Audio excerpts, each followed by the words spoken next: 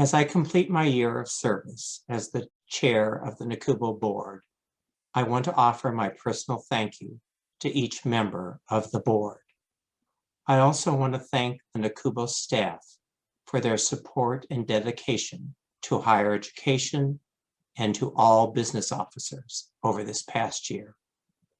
I'm pleased to announce that the board of directors has elected a new chair, Susan Scroggins, Senior Vice President for Finance and Treasurer of the board at Valparaiso University.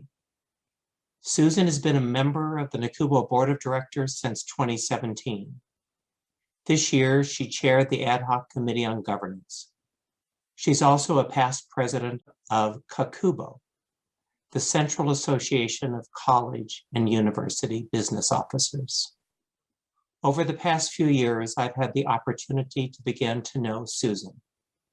I've learned that she is quiet, thoughtful, careful, deliberative, and most of all, I would describe Susan Scroggins as a leader in higher education. At this time, I want to thank Susan for taking on this important responsibility, and I am pleased to pass this gavel to her. Thank you so much, Robert, and thank you for your leadership and steady hand over this past year. You began the year in the midst of great uncertainty, and we are ending during a much more hopeful time. We spent lots of time meeting virtually and still continue to move NACUBO initiatives forward, even in the midst of all of that uncertainty. Thank you, thank you, thank you.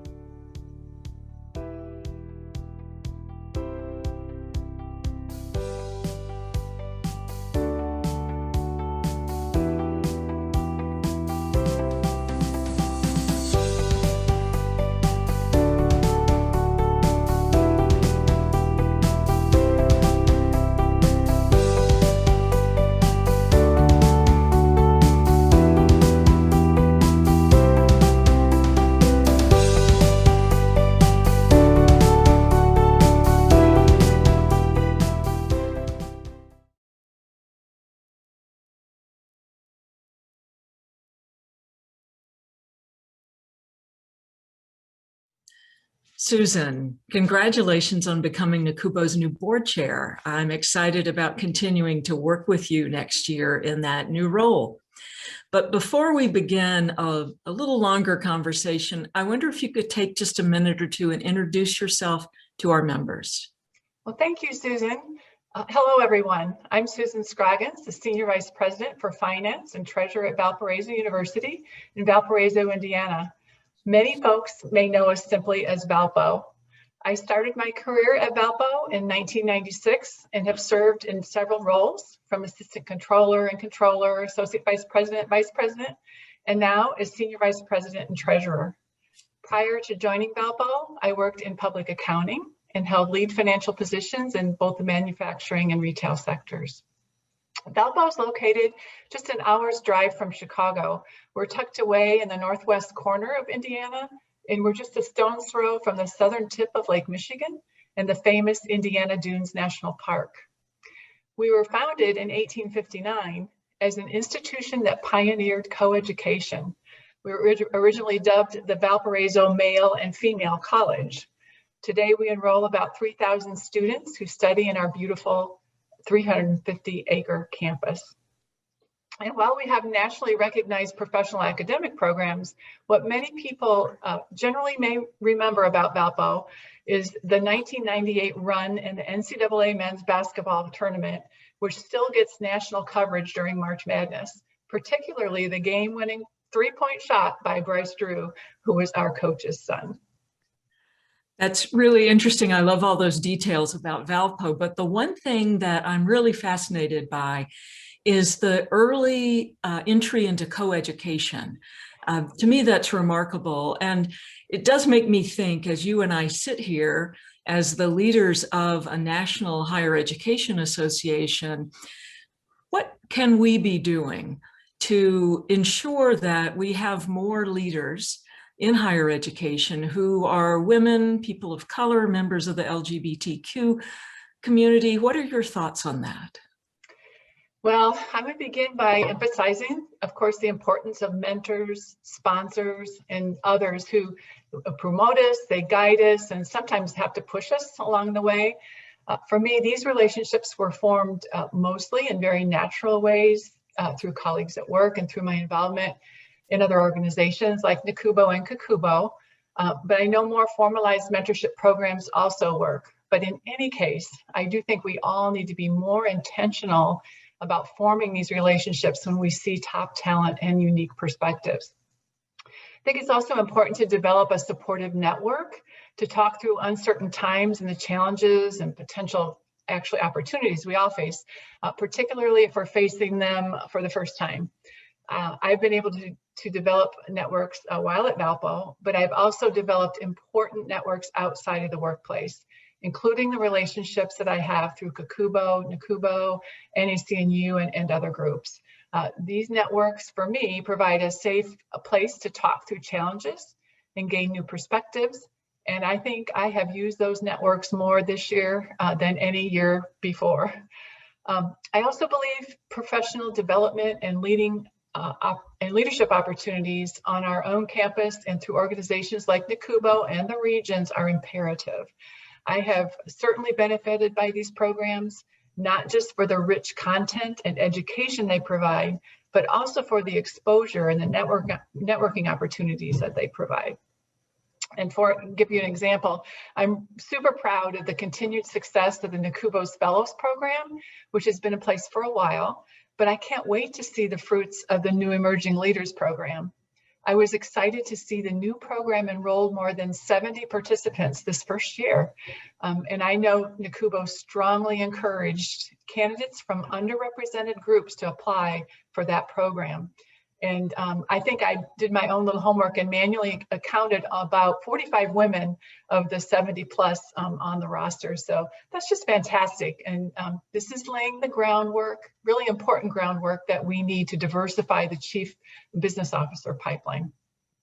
And I think finally, it's imperative that our own institutions and organizations take appropriate steps to strengthen our own diversity initiatives, both recruitment initiatives and retention initiatives, and realize that we are missing those broader and more robust perspectives that bring value and strengthen our organizations.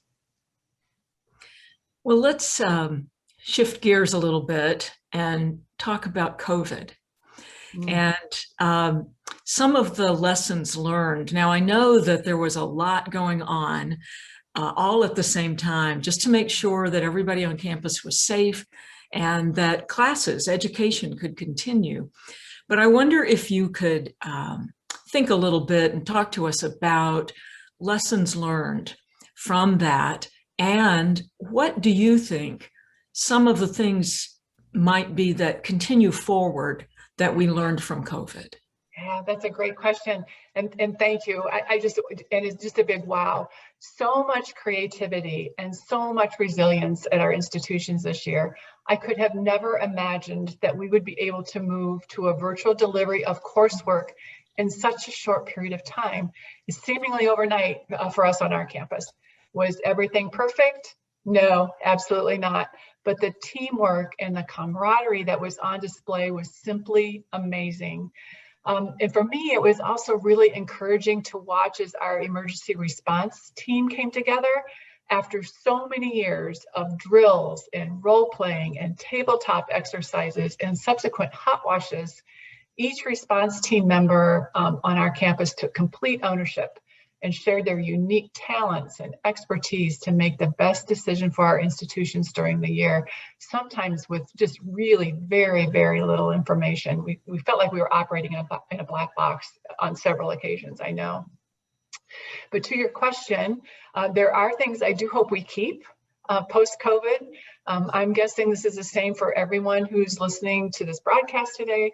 So for instance, in addition to the maybe obvious virtual hybrid course delivery opportunities for our students, I hope we keep outdoor classrooms and outdoor co-curricular activities. I've loved seeing the big white tent in the middle of our campus and students gathered with professors under the bright skies and the towering trees. I loved our condensed academic calendar and our more streamlined and personalized commencement exercises this year. And now we're actually working on developing more formalized, flexible work schedules that will benefit our staff, their families, and actually ultimately the university. So I could go on a while on this one. This is a favorite topic for me. And but again, I'm sure that my fellow business officers can count their own list of things they would like to keep. And I would just encourage those that are listening today to use their voices to keep those things that matter the most in a post-COVID world. Susan, I used to live in Indiana, and the thought of outdoor classes in northern Indiana is a little shocking to me, but I'm sure it worked well for you all. Let me move us to another question.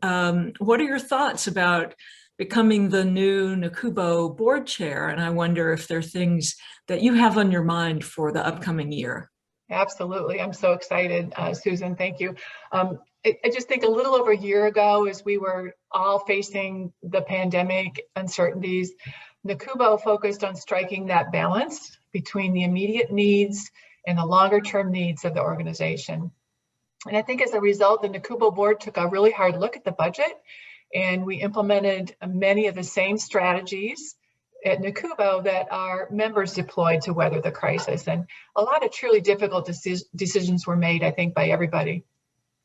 But through it all, NACUBO, I think, remained committed to helping its members achieve economic vitality that's necessary to support education, research, public service, and other missions of our institutions.